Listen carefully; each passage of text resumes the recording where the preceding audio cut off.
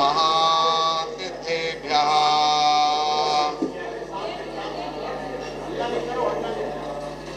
यः सर्वाणि चराचराणि विधिवत् द्रव्याणि तेषां गुणान् पर्यायान् विभूतिभाविता सर्वान् सदा सर्वदा जानीते युगपद प्रतिक्षणमता सर्वज्ञोच्यते सर्वज्ञाय जिनेश्वराय महते।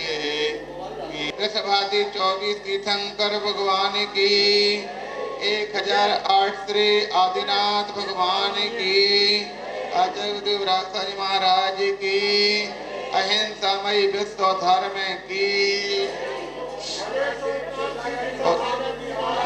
उत्तम ब्रह्मचार्य धर्म की।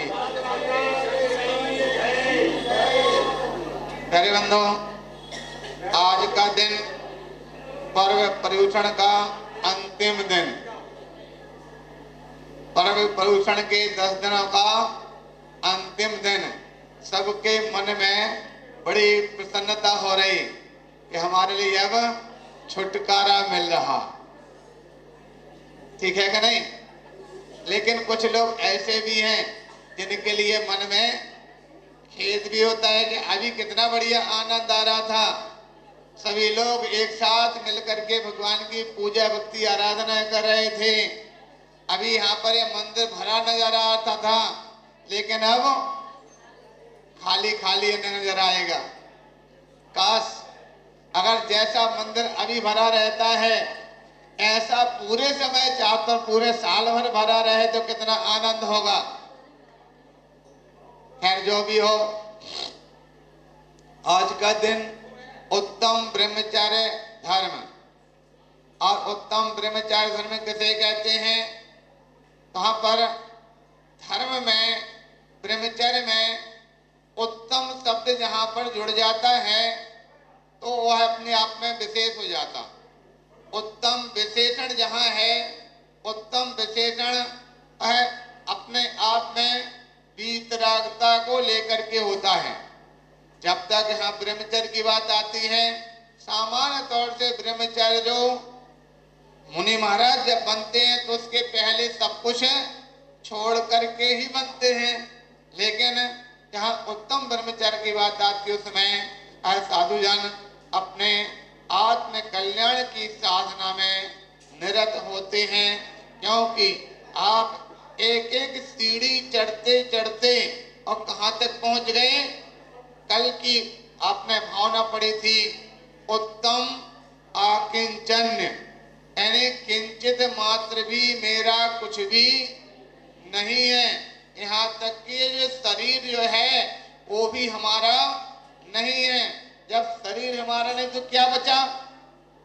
कुछ भी बचा क्या? क्या बचा? मात्र आत्मा, मात्र चेतना, हमारा जीव स्वरूप, हमारी आत्मा ही हम हैं और कुछ भी हमारा नहीं है। जब हम अपने आत्मा के स्वरूप में लीन होते हैं तब समझना कि हमारे लिए वो ब्रह्मचर्य की प्राप्ति हो रही है, उत्तम ब्रह्म की प्राप्ति हो रही है। लेकिन यहाँ पर उत्तम ब्रह्म की प्राप्ति वालों में तुमको लगता कोई नजर आने वाले हैं नहीं है। कम से कम वो कुछ नहीं कर सकते हैं तो सामान्य जो ब्रह्मचर्य है उसको ही धारण कर लें तो ही बहुत कुछ अच्छा हो सकता है। आप सबने सुना होगा जैन सिद्धांत के आधार पर ब्रह्मचर्य को कितना बड़ा महत्व दिया। आज के पूर्व कैसे कैसे महर्षि हुए कि जिन्होंने अपने, क्योंकि ब्रह्मचर्य सामान्य तौर से 2 प्रकार का होता, एक तो पूर्ण ब्रह्मचर्य और दूसरा उसको लिया जाता है स्वादार संतोष व्रत। स्वादार संतोष व्रत का मतलब तो आप जानते होंगे। स्वादार संतोष व्रत का मतलब होता है, जैसा कि आपने सुना होगा, कौन से किसने लिया था नियम? भगवान श्री राम जी ने। और दूसरा सेठ सुदर्शन ने कौन सा नियम लिया था? स्वादार संतोष व्रत, यानी अपनी स्त्री के अलावा जितनी भी संसार में स्त्रियां स्त्रियां हैं वो सभी कैसी हैं? मेरे लिए माँ बहन के समान हैं। अपनी स्त्री के अलावा अन्य किसी को मैं बुरी नजर से नहीं देखूंगा। ऐसा नियम धारण किया था श्री राम जी ने, ऐसा नियम धारण किया था श्री सुदर्शन ने। कभी कभी श्रेष्ठ सुदर्शन और श्री राम जी ने तो ऐसा नियम ले रखा था सौदार संतोष का। ये तो पुरुष वर्ग थे, लेकिन महिलाएं कौन सा नियम लेंगी? फिर महिलाएं भी तो नियम पकड़ कर ले सकती हैं। हम लोगों की घटना है, हम लोग इधर गांव था, शायद आपने नाम सुना हो, दमोह के पास में सगरा बनवार, वहां पर बैठे थे हमारे साथ में एक छुल्लगी थे विनिश्चल सागर जी। तो अधिकांश था जो भी बालक बालिकाएं जो आते थे उनको नियम दिलाते थे, चलो भाई नियम लो आज से कि जब तक शादी नहीं हुई है तब तक का ब्रह्मचर्य वे धारण करेंगे। बालक और लड़कों को लड़कियों को जब तक शादी नहीं हुई तब तक ब्रह्मचर्य का धारण करेंगे। और बच्चे लोग बड़े प्रसन्नता से कुछ लोग लेते भी थे। उस समय देखा एक शादीशुदा लड़की वहां पर बैठी हुई थी, तो इशारा किया भाई इसको भी तो नियम दिलाना चाहिए। सब लोग हंसने लगे, इसकी तो शादी हो गई। हमने कहा शादी होने के बाद भी तो नियम ले सकते हैं, कौन सा नियम ले सकते हैं? तो हमने उसके लिए कहा जिस प्रकार से पुरुष सौदार संतोष व्रत का नियम ले सकता है, इसलिए स्त्रियों को भी अपने स्वापति व्रत का नियम लेना चाहिए। ठीक है कि नहीं? तो वहां पे एक लड़की थी, वो समझ नहीं पाई, वो बोलती है भगवान ये भी कोई नियम होता है क्या? स्वापति व्रत का भी कोई नियम होता है क्या? कभी अर्थ का कहा था स्व और उसने क्या बोल दिया? सौ।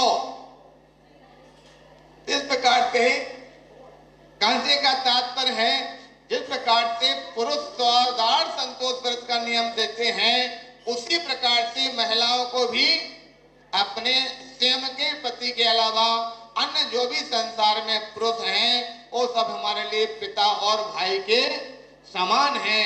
इस प्रकार का संकल्प धारण करेंगे तो कम से कम आपका ये ब्रह्मचर्य पर्व मनाना सार्थक हो जाएगा। धन्य हो वह विजय सेठ और विजया सेठानी। आपने सुना होगा उनके बारे में, कैसे थे वो? जब छोटी अवस्था में बच्चे थे, पढ़ने जाते थे पाठशाला में। सेठ का जो विजय पुत्र अलग था और दूसरे नगर में थे।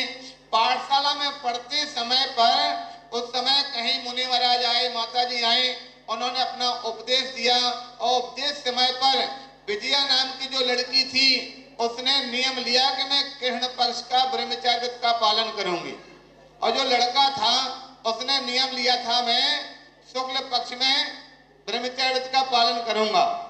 पहले दोनों अपने अपने स्थान पर थे, बाद में जब उनकी इत्तेफाक से दोनों की शादी हो गई। अब जब शादी होने के बाद आपस में मिलना होता है, एक दूसरे के सामने चर्चा होती है, वार्ता होती है, भाई मैंने अपने गुरु महाराज से, माता जी से, और लड़की बोलती है मैंने नियम लिया है कि मैं कृष्ण पक्ष में ब्रह्मचर्य का पालन करूंगी। वो लड़का बोलता है मैंने भी नियम लिया है, मैं शुक्ल पक्ष का ब्रह्मचर्य का पालन करूंगी। यानी शादी होने के बाद भी उन्होंने अपने जीवन पर्यंत तक ब्रह्मचर्य व्रत का पालन किया था। ऐसे उस व्रत को मालूम कौन सा व्रत कहा गया? 80 धारा व्रत। कौन सा व्रत है? 80 धारा। 80 धारा का मतलब जानते? 80 का मतलब तलवार, यानी तलवार की धार के समान इस व्रत को कहा गया है। तो ऐसे ऐसे महापुरुष पालन किया। अरे बंधो, जब हमारे लिए जीवन ऐसे होने वाले महापुरुष हमारे लिए बहुत बड़े आदर्श बन करके जीवन में आते हैं कि उन्होंने इस प्रकार से संकल्प लेकर के ब्रह्मचर्य का पालन किया।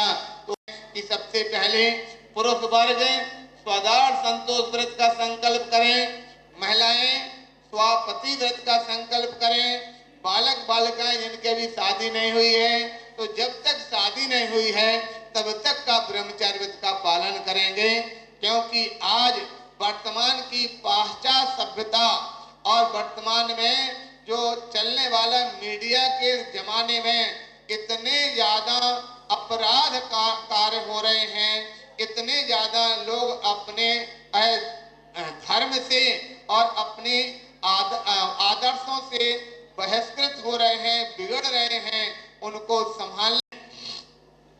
जिसमें तो सुना गया एक कोई जैनों की लड़कियां मुस्लिम की लड़कियों से उनका सीरिया पे छाया रहता है, पेपरों में आता है, क्या बोलते लव जिहाद, मुस्लिम लोगों के यहाँ पर लव जिहाद चलता है, कैसे भी करके मुस्लिम के अलावा अन्य दूसरे चाहे हिंदू जैन किसी की लड़कियों से संपर्क बनाओ और उनसे शादी करो, चाहे कुछ भी करना पड़े। और इस प्रकार की स्थितियां होती हैं, किसी को जीते जी जला दिया जाता है, किसी के लिए इस प्रकार से मार पिटाई की जाती है कि उनका जीना हराम हो जाता है। कहाँ यहाँ पे कहीं एक स्थान पे कहा गया था कि जैन धर्म कहाँ एक अहिंसावादी, एक चींटी को भी सताने के लिए वो व्यक्ति अपने आप में उसका पूरा शरीर कांप जाता, करे मेरे द्वारा चींटी मर गई, और संतों के पास जाकर के प्रायश्चित ग्रहण करते हैं और वहां पर जाकर के चींटी तो छोड़ो, पंचेंद्रिय पशुओं का साक्षात उठा करके अपने हाथ से उनका गला काटते हैं और काट करके उनका मांस पका करके खाते। हमने बताया एक बार एक जैन की लड़की किसी मुस्लिम लड़के के साथ गई और जाकर के भग करके गई, वो जाके कहीं शहर में पकड़ी गई, और जाकर जब उनको पकड़ी जाती है थाने में पहुंचते हैं, आपस में एक दूसरे के उसके माता पिता को बुला लिया, तो मुस्लिम के माता पिता तैयार हैं हम तो करने को शादी करेंगे, लेकिन जैन के जो माता पिता थे वो लड़की के वो तैयार नहीं हो रहे थे। आखिर कैसे उस कुल्थी को सुलझाएं, तो समझ वो थानेदार था, वो थोड़ा समझदार था। उस थानेदार ने लड़की से कहा क्यों तुम लड़के से शादी करना चाहती है? बोले हाँ करना चाहते हैं। बोले अच्छा ठीक है, आज एक दिन वहां पर ऐसा करो, आज की रसोई ये लड़की तुमको तैयार करना है, ठीक है। और रसोई में उस समय उस थानेदार ने सारी सामग्री बुला करके उसके साथ में 2 किलो मीट भी ला करके रखवा दिया और लड़की के सामने रखा, लो तैयार करो। जैसे उसने मीट को खोला, देखा क्या है? बोले मीट है बकरे का, तो सब तैयार करो। उसको तो देखते ही आंखों में अंधेरा छाने लगा, उल्टी भरने लगी, सब कुछ प्रकार से होने लगा। क्यों भाई क्या हो गया? उनको तो उल्टी हो रही, उल्टी क्या हो रहा? बोले मीट देख करके। बोले ये तो आज पहले दिन में तुम्हारे लिए जब उल्टी भरे तो आप घर में तो रोज ही काम होने वाला है। आके उस देख करके और उसके बाद उस लड़की ने मना कर दिया, ठीक है आज मैं आज के बाद इस प्रकार से नहीं बताऊंगी। तो इत्तेफाक से कि अगर पहले शादी हो जाती उसके बाद फिर वहां पर आ जाती, फिर तो जिंदगी भर करना ही पड़ता वहां पर। इसलिए कहने का तात्पर्य है आज जो देखा जाता है बहुत से स्थानों पर जैन लड़के लोग भी बिगड़ रहे हैं, लड़कियां भी बिगड़ रही हैं। तो उत्तम ब्रह्मचर्य तो बहुत ऊंची चीज है, कम से कम इतना संकल्प जरूर कर लें कि हम अपने जीवन में जैन की लड़कियां हैं, संकल्प करें कि हम अपने जैनों में ही शादी करेंगे। जैन के लड़के हैं वो अपना संकल्प करें कि हम जैनों में ही उत्तम वर्ण में ही शादी करेंगे। जो महिलाएं हैं वो अपना संकल्प करें कि पति व्रत का और पुरुष व्रत स्वाधार संतोष व्रत का संकल्प करें, तो आज का ये पर्व मनाना सार्थक हो जाएगा। और हमारे समाज में जो विकृतियां बढ़ रही वो विकृतियां नहीं बढ़ेंगी। आज छोटी बात लेकर समाप्त करेंगे। एक बार आपने सुना होगा जब इंदिरा गांधी के समय पर सभी यानी मंदिरों में सभी जातियों को जाने की छूट दी जा रही थी, उस समय पर जैन मंदिर के लिए भी छूट दी रही थी। तो उस समय जो भीमराव अंबेडकर जी थे उनके साथ में 2 लाख व्यक्ति साथ में थे। तो उनका कहना था कि हम अपनी शेड्यूल कास्ट, क्योंकि वो अहरवाड़ जाति से थे, हम जैन या बौद्ध जैन बनना चाहते हैं। जैन जब बनने के लिए तो अपनी महासभा के लोग तैयार हो गए, इनको जैन बना लो तो अपनी जैनों की संख्या बढ़ जाएगी। अच्छा शांति सागर जी महाराज को पता चला, उन्होंने मना किया, नहीं माने तो अनशन पे बैठ गए। बोले अगर तुम लोग उनको जैन बनाओगे तो हम अनशन करेंगे, आहार के लिए नहीं निकलेंगे। लोगों ने जाके पूछा, बोले महाराज बताओ अपने जैनों की संख्या कम है, संख्या बढ़ जाएगी थोड़ा सा तो अच्छा रहेगा, आप क्यों मना कर रहे हैं? तो उस समय आचार्य शांति सागर जी महाराज ने कहा था कि ध्यान रखना, एक मटकी दूध में अगर एक गिलास छाछ डालो तो दूध का क्या हाल होगा? दोनों सफेद हैं, दूध दूध है, छाछ छाछ है। आप ध्यान रखना, जैन अपने दूध के समान हैं, लेकिन दूसरे जो इत्यादि हैं वो अगर अपने दूध में मिला गए तो अपना दूध भी सत्यानाश हो जाएगा। इसलिए प्यारे बंधु ध्यान रखना, अपने जैन कुल में जैन कुल के ही लोग रहें तो कम से कम जैन धर्म थोड़ा सा रहेगा, उत्तम रहेगा, शुद्ध रहेगा। जहां जैन धर्म में मन की शुद्धि, वचन की शुद्धि और काय की शुद्धि बोली जाती है तो हमारी शुद्धि बनी रहेगी। किंतु अगर हमने दूसरे कास्ट के लोगों को संपर्क संबंध बनाया तो सब कुछ समाप्त हो जाएगा। इसलिए आज देखते हैं जैन सिद्धांत में तो जो है दूसरे कास्ट में अगर शादी होने वालों को ना तो अभिषेक कर सकते हैं और ना आहार दे सकते हैं। आजकल लोग अभिषेक में जरूर लोगों ने छूट दे रखी, लेकिन आहार इत्यादि नहीं दे सकते। इसलिए सभी ध्यान रखना कि जैन लोग में अपना ब्रह्मचर्य को कम से कम जितना पालन कर सके उतना जरूर करना। बोले 1008 श्री आदिनाथ भगवान की जय।